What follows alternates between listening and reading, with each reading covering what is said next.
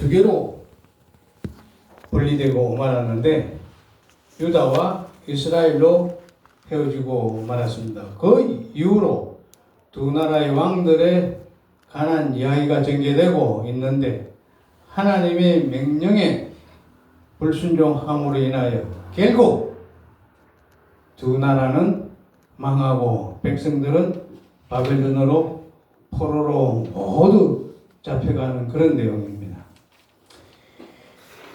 열왕기하 23장 27절에 보면 여호와께서 가라사대 내가 이스라엘을 물리친 것 같이 유다도 내 앞에서 물리치며 내가 뻔히 성 예루살렘과 내 이름을 거기 두리라 함이 전을 버리라 하셨더라 라고 이렇게 기록이 되어 있습니다.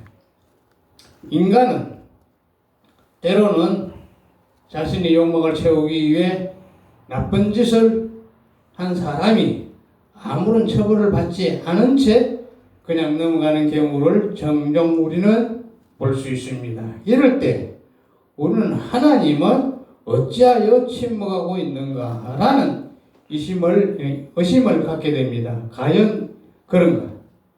열왕기상은 이 문제에 대하여 말씀하고 있습니다. 누구든지 어떤 나라든지 하나님의 공의를 주장하고 실현합니다. 당장은 아니더라도 언젠가는 반드시 실현한다는 사실을 잊어서는 안 됩니다. 삼위일체 하나님은 전지전능하신 하나님이기 때문에 그렇습니다. 그래서 하나님은 하나님의 경고의 메시지를 들어 신중하게 귀를 기울여야 합니다. 우리 믿음의 형제 여러분, 하나님의 경고를 듣기 싫어하십니까? 경고를 무시해도 아무런 일이 일어나지 않을 것이라고 생각하십니까? 열왕기 하에서는 하나님이 자기 백성들에게 무엇을 경고하고 있고 그들이 어떻게 하나님의 경고를 무시했는지를 그 경고의 메시지가 그들에게 어떤 일이 일어났는지를 잘 보여주고 있습니다. 이는 하나님께서 주장하시는 것은 환난을 겪음으로 인하여 하나님을 바로 알게 하시고 하나님 나라의 정체성을 바로 세우기 위해서 유다와 이스라엘 왕들의 행위에 대하여 기록을 통해 하나님에게 순종하는 것이 나라를 번성하고 백성들이 평강을 누릴 수 있다는 것을 알려주기 위해서 기록이 되어 있습니다. 기록의 중요한 내용을 보면 주전 1010년에 다윗 왕이 됩니다. 60년 후에 주전 970년경에 솔로몬 왕이 또다시 됩니다. 11년 후에 주전 959년 성전이 완성됩니다.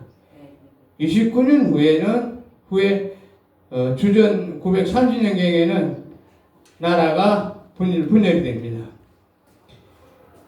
이때 솔로몬 왕이 사망한 20년 후가 되는 것입니다. 주전 910년에는 유다 왕 아사의 통치가 시작됩니다. 주전 875년에 선지자 엘리야의 사역이 시작이 됩니다. 주전 841년에는 예후의 통치가 시작되고요.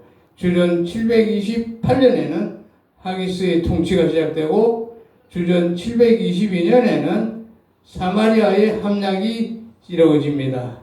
사마리아는 82년 후에 북쪽 왕하고 이스라엘에 망합니다.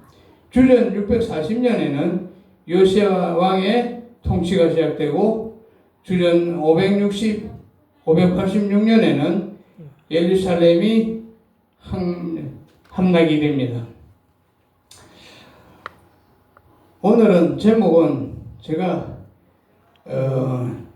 엘리야가 가뭄을 예언하다 가뭄에 대해서 집중적으로 한번 살펴보고 왜 가뭄이 와게 됐는지 또 그에 어떻게 대처하는지에 대해서 우리가 한번 알아보는 것이 참 좋을 것 같아서 그 말씀 드립니다. 오늘 열왕기상 17장 1절에 보면 수년 동안 우로가 있지 아니하리라 했습니다. 우로란 비오자죠. 비가 오지 않는다고 하였습니다. 이 말씀으로 은혜를 받고자 합니다.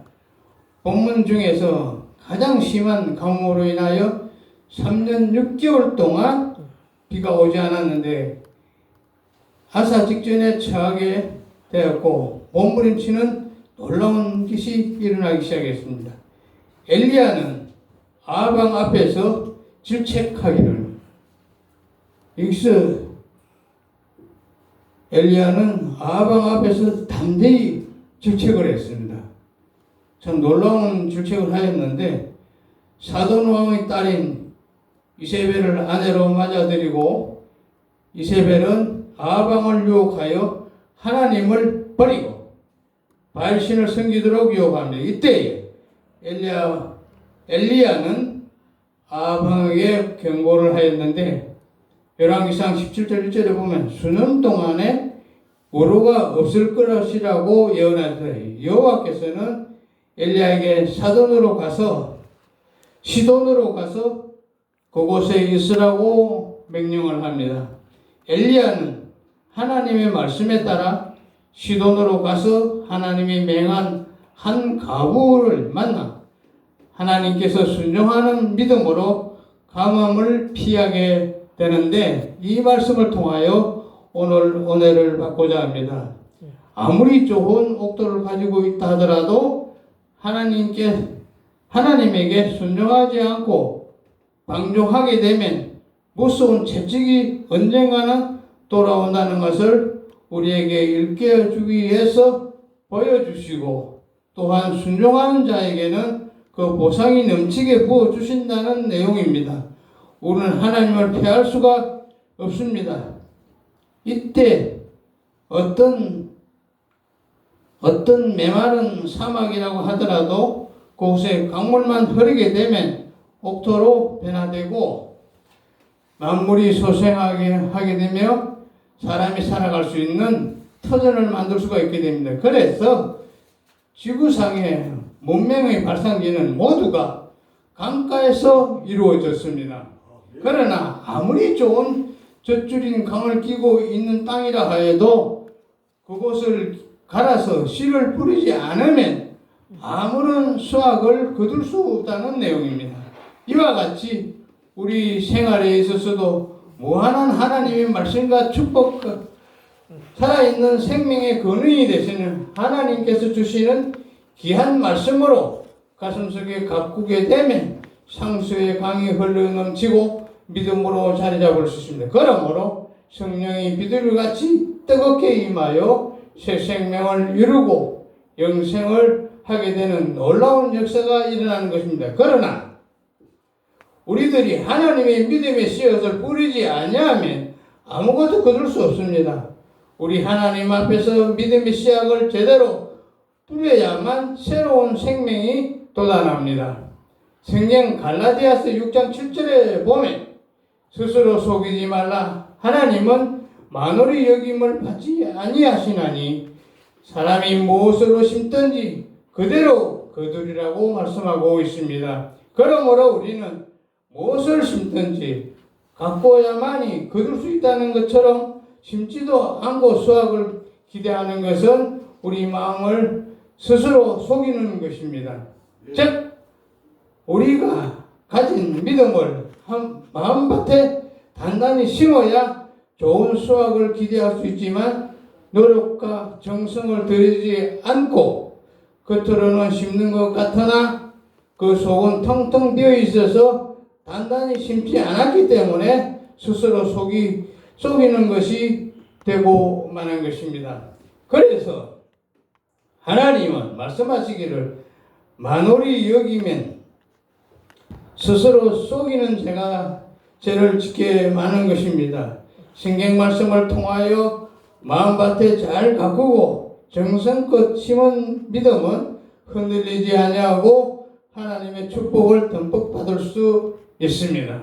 그 중에서도 사르밧 과거의 하나님 명령을 받아 하나님이 명하는 내용대로 그대로 잘 순종하는 믿음을 통하여 큰 은혜를 오늘 받고자 합니다. 첫 번째, 베랑에서는 사브락 가부가 처한 환경을 보면은 이렇습니다. 당시 사정으로 보아 사브락 가부는 매우 위험한 모험을 하게 되는데 하나님의 명령대로 잘 순종해야 하였지만 현실은 그렇지 못했습니다. 내일이면 먹을 양식이 바닥나서 죽느냐 사느냐 하는 마당에 처하여 죽기로 결심하였던 것입니다. 이런 급박한 마당에 하나님의 음성이 들려오게 된 것입니다. 하나님께서는 이스라엘 백성이 하나님의 말씀을 온전히 섬길 때 그들을 돌봐주시겠다고 약속하셨습니다. 그리고 그 약속은 꼭 지켰었습니다. 그런데 이스라엘 백성들이 하나님의 말씀에 순종하지도 않고 섬기지도 아니하고 이방신을 섬기는 죄를 범하자 하나님께서는 단호히 그 벌을 내리셨는데 3년 6개월 동안 비를 한 방울도 내리지 않았습니다. 인류가 살아가는 곳에 물이 없으면 생존할 수가 없습니다. 물은 인간에게 불가분의 관계가 놓여있기 때문에 물이 없는 세상은 무서운 재앙으로 인하여 무서운 세상으로 돌변하게 되고 생존하기가 매우 어렵습니다. 죽어 변명하게 됩니다. 제가 해외에서 근무했던 1979년도에 사우디아라비아의 온통 사막으로 전 국토가 펼쳐져 있었습니다. 사막 가운데 사방을 둘러봐도 막막한 사막뿐이었습니다. 가도 끝이 없는 것이 사막으로 전개되어 있습니다. 끝없는 사막은 하늘과 맞닿아 있기 때문에 신기루밖에 보이지를 않았습니다. 표적도 전혀 없고 사방을 둘러봐도 방향을 알 수가 없습니다. 그래서 사막에서 길을 잃으면 목이 말라 그대로 쓰러져 죽게 됩니다. 날씨는 몹시 무덥고 뜨거운 기온이 45도 이상 오르며 생태계가 살아갈 수 없는 풀 한 폭이 찾아볼 수 없는 곳이 사막입니다. 좌표나 표적을 알 수 없기 때문에 방향을 전혀 알 수 없어 한 발자국도 벗어날 수가 없는 것이 사막입니다. 응급결에 당황하게 되면 사막 모래밭에 발을 디디게 되면 바로 죽음의 길에 문턱에 서게 됩니다. 모래 속으로 발이 푹 빠지게 되면 얼마 갖지 못해 지치고 그대로 모래 바닥에 쓰러지게 됩니다. 1년 내내 비가 한 방울도 오지 않습니다. 그러나 살 수 있는 곳이 오아시스 사막뿐입니다. 그들이 살아가는 곳은 바로 물이 있는 곳 오아시스입니다. 그곳에는 농사도 짓고 나무도 자라며 사람이 살아가는 마을로 구성되어 있습니다. 이런 사막이 이루어진 것은 과거에는 깊은 바다였다고 합니다. 저도 길을 잃고 쓰러져 죽어 있는 양을 한 마리 그곳에서 보았습니다. 가다 지쳐서 주인을 잃어버리고 그대로 모래 위에 앞발을 두 모은 채 턱을 받치고 죽어 있었습니다. 저 멀리 아늑한 사막과 하늘이 맞닿은 곳을 바라보면 싱그루만 보이는데 푸른 강물은 흐르고 강물에 물 한 방울 없는 나뭇가지 같은 것들이 빽빽이 있는 곳으로 숲이 우거져 있어서 그곳에 가면 살 수 있을 것이라고 믿었습니다. 그러나 그곳으로 향해 가게 되면 죽음의 길이 되고 맙니다. 아무리 가도 사막뿐입니다. 살아보려고 발부둥 쳐도 모래 사막에서는 도저히 살아나올 수가 없는 것이 사막입니다. 얼마 가지 못해 더위에 지치고 힘이 빠져서 주저앉게 됩니다. 주저앉으면 일어날 수가 없습니다. 사막에 함부로 들어가면 매우 위험합니다. 하나님의 심판을 기다리는 이스라엘 백성들은 비가 좀처럼 오지 않아 백성들은 경제적으로 매우 최악의 상태에 놓이게 되었습니다. 가뭄으로 인하여 무서운 질병과 흉년이 들자 가축이 짐승떼들도 수없이 죽어나가는 대혼란이 일어나게 되었습니다. 그중 하나님께서 하나님의 종 엘리야에게 시돈 사르밧에 있는 과부의 집에 가서 유하라고 명령을 하였습니다. 엘리야가 사르밧 과부의 집에 가까이 갔을 때 그 과부는 집 주위에서 나뭇가지를 줍고 있었습니다. 엘리야가 다가가서 무엇을 하느냐고 묻자 한 움큼의 가루와 소량의 기름이 남아있는데 마지막으로 떡을 만들어 먹고 죽을 것을 작정하였다고 대답을 하였습니다. 성경 본문에서 12절에 말씀하시기를 다음과 같이 기록이 되어 있습니다. 당신의 하나님 여호와께서 사심을 가리켜 맹세하노니 나는 떡이 없고 다만 통에 가루 한 움큼과 병에 기름이 조금일 뿐이라 내가 나뭇가지를 주워다가 나와 내 아들을 위하여 음식을 만들어 먹고 그 후에는 죽으리라고 기록이 되어 있습니다. 이 말을 들은 엘리야는 사르밧 과부에게 그것으로 나를 위하여 작은 떡 하나를 만들어 내게로 가져오고 그 후에 너와 내 아들을 위하여 만들라고 말하였는데 참으로 사르밧 과부는 억장이 무너지는 말을 듣게 됩니다. 사람의 생각으로는 상상이 가지 않는 말이었습니다. 우리는 이런 모습을 볼 때 어떻게 방법을 찾을 수 있을까요? 사르밧 과부는 무조건 하나님의 말씀에 순종하였는데 믿음이 매우 놀라운 마음을 가지고 있다는 것을 우리는 발견하고 있습니다. 본문 12절에 보면 이스라엘 여호와 하나님이요 말씀이 나 여호와가 비를 지면에 내리는 날까지 그 통에 가루가 마르지 않고 그 병에 기름이 없어지지 아니하리라고 이렇게 기록이 되어 있습니다. 이 말씀을 우리가 믿을 수 있을까요? 참으로 어려운 결정입니다. 여기에 말씀을 보면 엘리야가 하나님의 명을 받아 놀라운 축복을 내리기 전에 과부에게 먼저 마지막 남은 한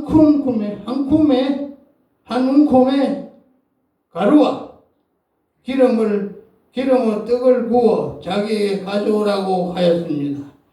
먼저 하나님이 종에게 떡을 가져와서 그로 먹게 한 다음에 비로소 하나님께서 지면에 비를 내릴 때까지 통 속에 가루가 닿지 아니하고 병수 기름이 없어지지 않는다는 약속을 내려주신 것입니다. 놀라운 것은 먹을 것이 없어 동이 나서 마지막 죽음이 눈앞에 다가와 숨쉬기조차 힘든 판국인데 과부는 이를 거절하지 않고 과부에 순종하는 놀라운 믿음이 그를 살려낸 것입니다. 이처럼 믿음으로 다져진 믿는 자에게는 중보자인 이사야를 알아보고 절대적으로 순종하는 믿음으로 마음이 자리 잡고 있었는데 우리는 위기가 다가오면 어떻게 대처할 수 있을까요? 하나님은 먼저 우리 마음으로부터 믿음이 온전히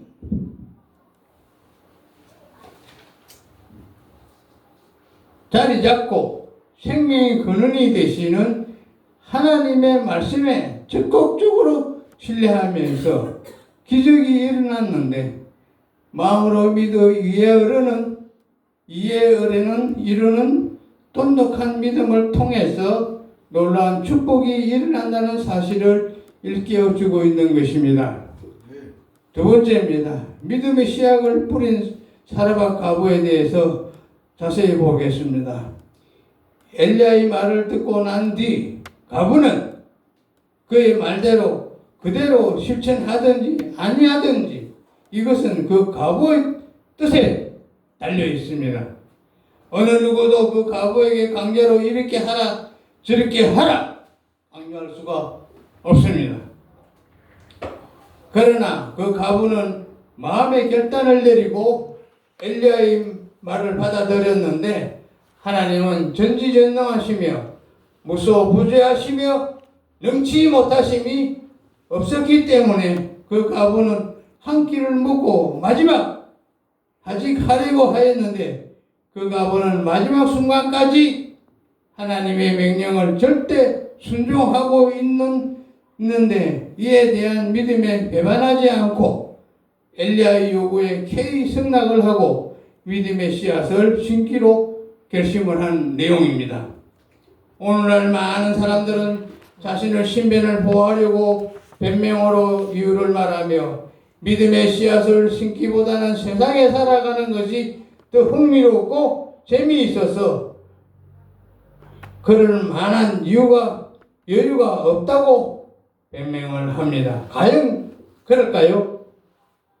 과부가 처한 마지막 한 끼를 먹고 나면 가족들과 함께 죽기로 결심하였는데 이런 순간에 그 과부와 같이 엘리야의 요구를 받아들일 수 있을까요? 우리는 아무리 어렵고 가난하더라도 과부가 처한 민감한 상황에 이르게 될 때 엘리야 요구대로 마지막 음식인 떡을 구워 먼저 하나님의 제단에 드리고 명하면 그대로 받아들이는 것은 매우 어려울 것입니다. 하나님의 종 엘리야에게 대접하는 것은 하나님에게 대접하는 것과 같습니다. 이럴 때 예수님께서는 말씀을 이렇게 말씀하십니다. 마태복음 10장 40절에서 41절에 보면 너희를 영접하는 자는 나를 영접하는 것이요 나를 영접하는 자는 나를 보내신 이를 영접하는 것이니라. 선지자의 이름으로 선지자를 영접하는 자는 선지자의 상을 받을 것이요 의인의 이름으로 의인을 영접하는 자는 의인의 상을 받을 것이라고 말씀하고 있습니다. 하나님께서는 말씀하시기를 물이 많이 흐르는 강가에 믿음의 씨앗을 먼저 심으라고 말씀하셨습니다. 하나님께서는 사르밧 과부에게 약속의 말씀을 주셨듯이 오늘날에도 하나님은 우리에게 약속의 말씀을 많이 주셨는데 우리는 그 약속을 지키는 것이 매우 중요합니다. 하나님의 약속을 지키기 위해서 지금까지 주의 말씀대로 몸과 마음을 지키기 위해서 무던히 지켜왔습니다.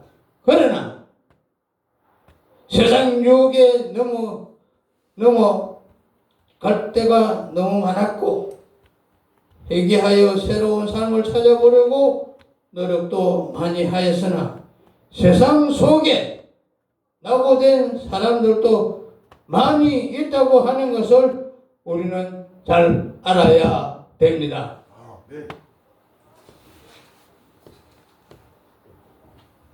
마태복음 6장 33절에 보면 너희는 먼저 그의 나라와 그 의를 구하라. 그리하면 이 모든 것을 너희에게 더하시리라고 말씀하고 있습니다.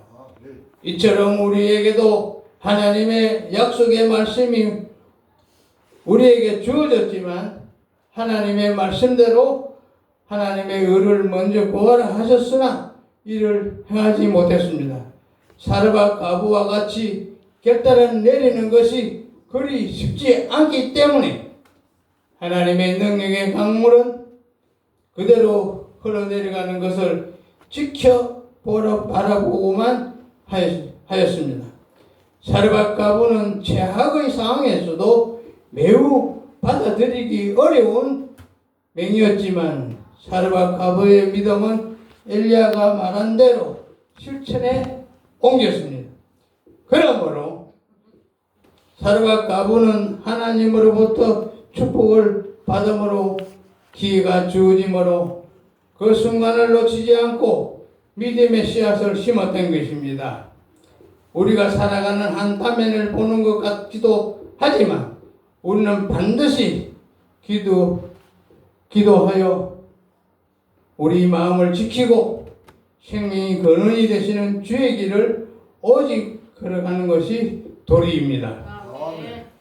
세 번째입니다. 믿음의 씨앗을 심은 결과는 사르밧 과부가 믿음의 씨앗을 심은 결과는 본문 말씀 열왕기상 17장 15절에서부터 16절에 다음과 같이 말씀하고 있습니다.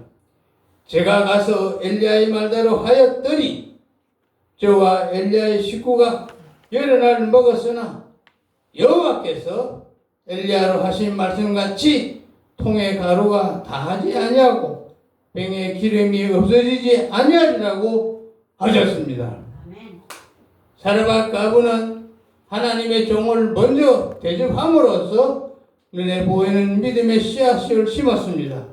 마지막 남은 양식을 선뜻 내어놓기란 그리 쉬운 일이 아닙니다. 그렇기 때문에 하나님께서는 우리에게 눈에 보이는 믿음을 요구하신 것입니다. 우리 마음속에 기인한 믿음이 있다면 믿음의 씨앗을 심음으로써 눈에 보이는 믿음이 되게 해야 합니다.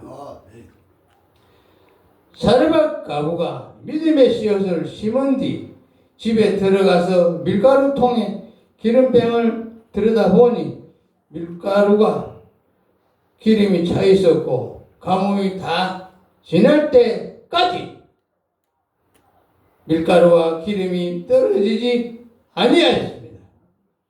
오늘날도 하나님께서는 사람들에게 복을 받을 수 있는 기회를 주시지만 사람이 인간의 생각이 앞서거나 인색한 마음에서 마음의 씨앗을 심지 아니하기 때문에 하나님께서 예비하신 축복을 받지 못하는 때가 많습니다.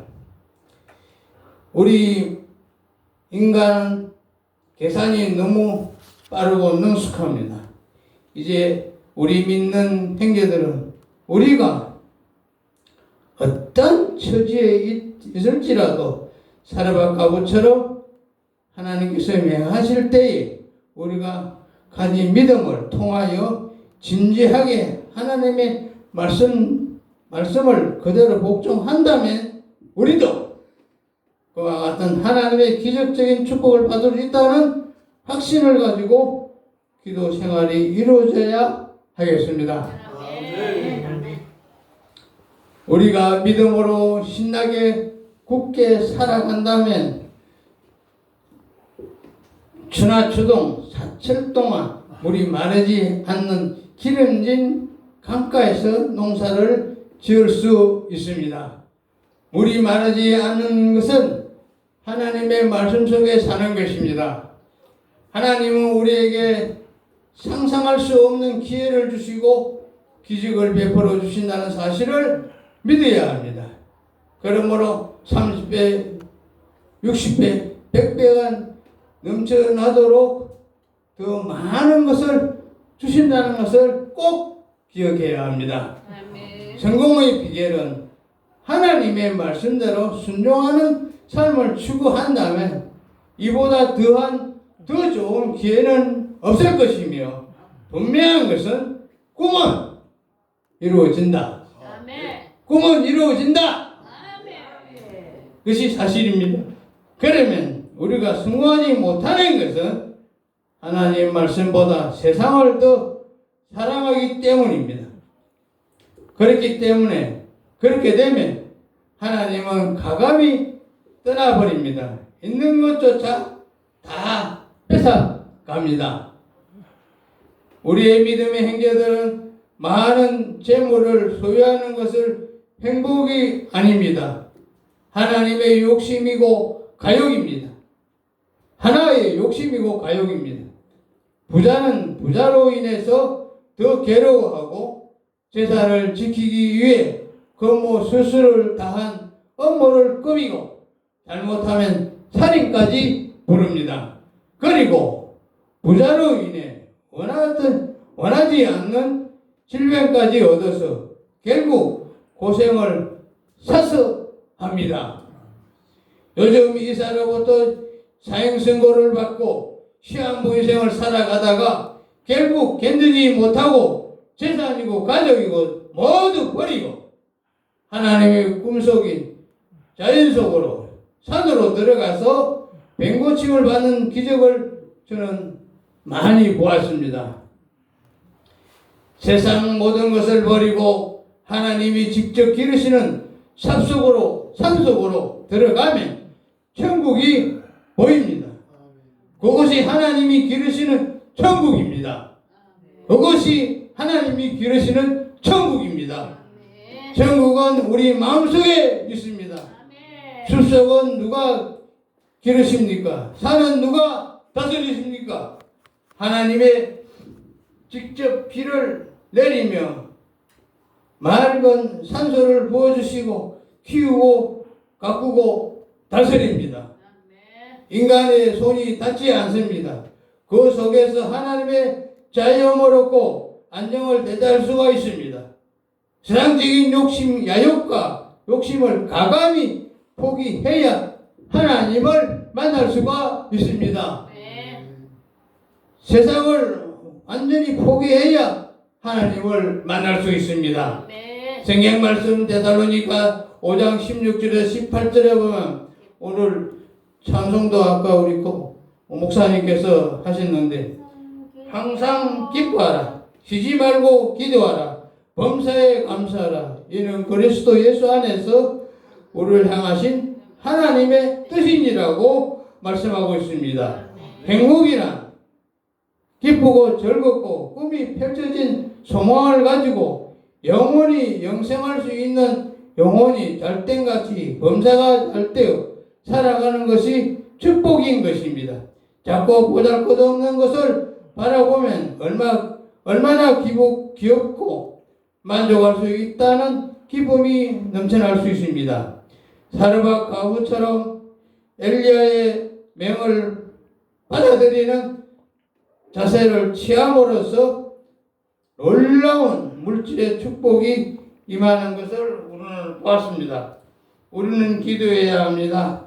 오늘 이 시간에도 하나님께서는 우리 인간에게 복을 받을 수 있는 기회를 많이 만들어 주시지만 기름진 옥토의 씨앗을 뿌릴 생각은 하지 않고 투자하지 않으면서 하나님에게 많은 수확을 거두게 해달라고 기도한다면 그 농부의 모든 기도와 믿음은 헛되고 말 것입니다.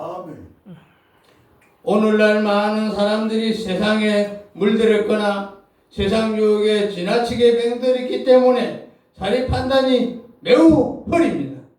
우리는 마음의 씨앗을 옥토 위에 제대로 뿌려 심어야 합니다. 하나님의 놀라운 생명의 강물이 우리 가슴속에 차고 넘치고 흐르고 있지만 씨를 제대로 뿌리지 않고 수확만 거두라고 한다면 이 어리석은 농부와 같은 사람이 되고 말 것입니다. 믿음의 씨앗을 단단히 심어야만 농부의 기도와 믿음의 효과를 거두게 됩니다. 그러므로 우리가 거듭나기 위한 우리의 믿음은 우리의 옥토이며 그 옥토 위에 하나님의 살아있는 생명의 강이 되셔서 힘차게 흐르게 된다는 사실을 믿어야 하는 것입니다. 아멘.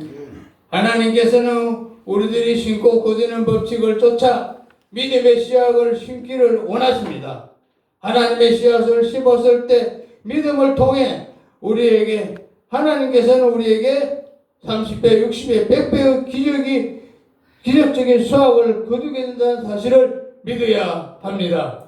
믿음의 씨앗을 실질적인 행동을 통해서 내힘을 하나님께 보여드리는 것이야말로 크게 축복을 받게 되는 것입니다. 하나님은 우리 믿음을 보시고 하나님께서는 절실히 보이는 믿음